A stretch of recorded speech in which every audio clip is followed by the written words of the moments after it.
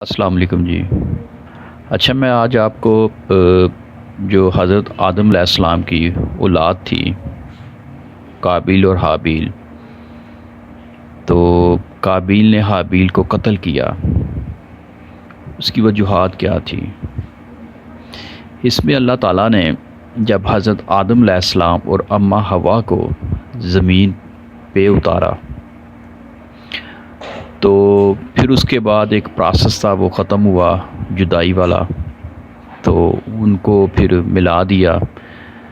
تو پھر دنیا کو سٹارٹ کرنے کے لیے اللہ تعالیٰ نے معاملات یہ ہوئے کہ حضرت آدم علیہ السلام اور اماں حوا سے جو بچے پیدا ہوتے تھے، مطلب جو رات کو پیدا ہوتے تھے، لڑکی اور لڑکا وہ بہن بھائی ہوتے تھے، جو صبح کو پیدا ہوں وہ بہن بھائی ہوتے تھے۔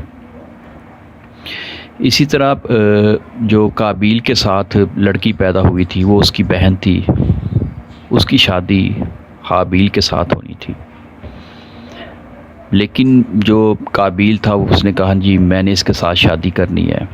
تو اس کے لیے پھر حضرت آدم علیہ السلام نے ان سے کہا کہ ٹھیک ہے، آپ دونوں نظر مانیں، جس کی نظر قبول ہوگی اس کے مطابق فیصلہ ہوگا۔ پہلے یہ ہوتا تھا کہ پہاڑ پہ جا کے وہ نظر رکھاتے تھے، تو جس کی مطلب جو نظر ہوتی تھی وہ آسمان سے بجلی آتی تھی، تو جس کو وہ جلا دیتی تھی اس کی نظر قبول ہو جاتی تھی۔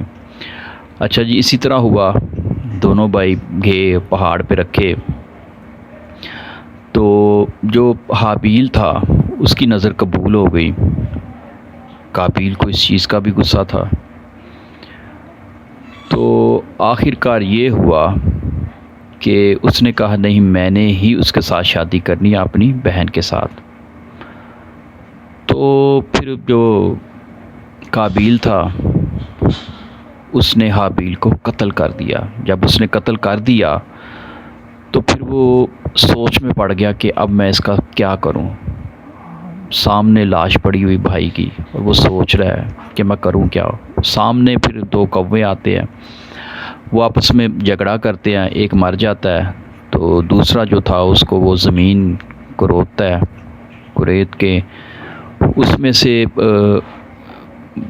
جو دوسرا بھائی تھا اس کو اس میں ڈال کے اس کے اوپر مٹی ڈال دی جاتی ہے۔ کوا یہ مطلب ایکٹ کرتا ہے، تو وہ دیکھتا ہے یہ جو جانور ہے، پرندے ہیں، یہ اس طرح کے معاملات کر رہے ہیں، میں ان سے بھی گیا گزرا ہوں۔ تو اسی طرح پھر وہ مٹی کھود کے جو حابیل تھا اس کو دفن کر دیتے ہیں۔